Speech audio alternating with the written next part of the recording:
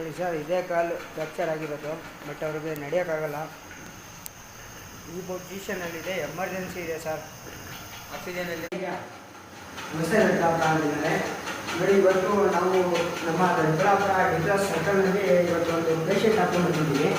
ಈ ಪೇಷಂಟ್ ಬಂದು ಬೆಳಗ್ಗೆ 11 ಗಂಟೆಗೆ ನಮ್ಮ ಕೈಗೆ ಸಿಕ್ಕಿದ್ದಾರೆ. ಬಟ್ ಇವರು ಆಂಧ್ರದವರು ಆಗಿರೋದ್ರಿಂದ ಇವರು ಮನೆಯವರು ಯಾರೂ ರೆಸ್ಪಾನ್ಸ್ ಮಾಡಿಲ್ಲ. ಬಟ್ ಇವರು ಟಿ ವಿ ಪೇಷಂಟ್ಸ್ ಇದ್ದಾರೆ. ಫುಲ್ ಸೀರಿಯಸ್ ಆಗಿದ್ದಾರೆ. ಬಟ್ ಇವ್ರ ಮನೆಯವ್ರಿಗೆಲ್ಲ ಇವತ್ತು ಕರ್ಕೊಂಡ್ಬಂದಿದ್ದೀವಿ. ಇವ್ರ ಮನೆಯವರೆಲ್ಲ ಬಂದ್ಬಿಟ್ಟು ಇವ್ರದ್ದು ಜವಾಬ್ದಾರಿ ಏನೂ ತೊಗೊಳ್ತಾ ಇಲ್ಲ.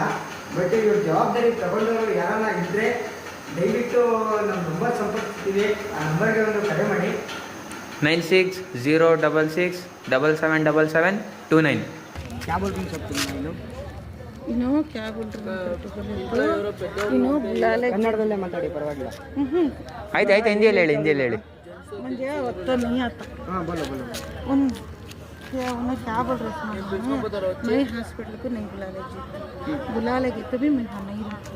ओके, रहती नहीं. होना रहे बुला ले जूंगी, छोड़ डालने का तुम्हारे एम्बुलेंस में बुला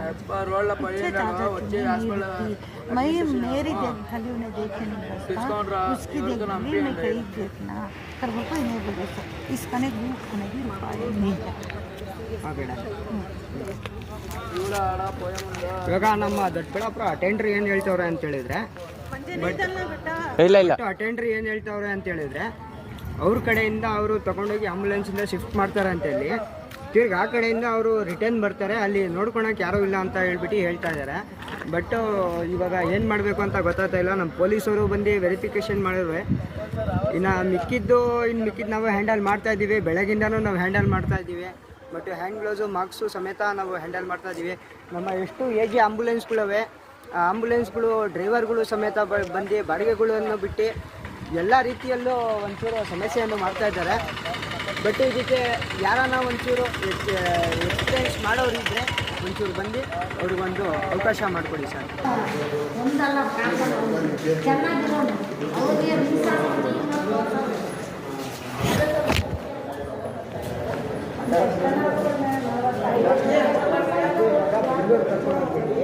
ಅವ್ರು ನೀವು ಅಲ್ಲೇ ಬಿಟ್ಬಿಟ್ಟು ನೀವು ಈ ಕಡೆ ಬರ್ತೀರಾ?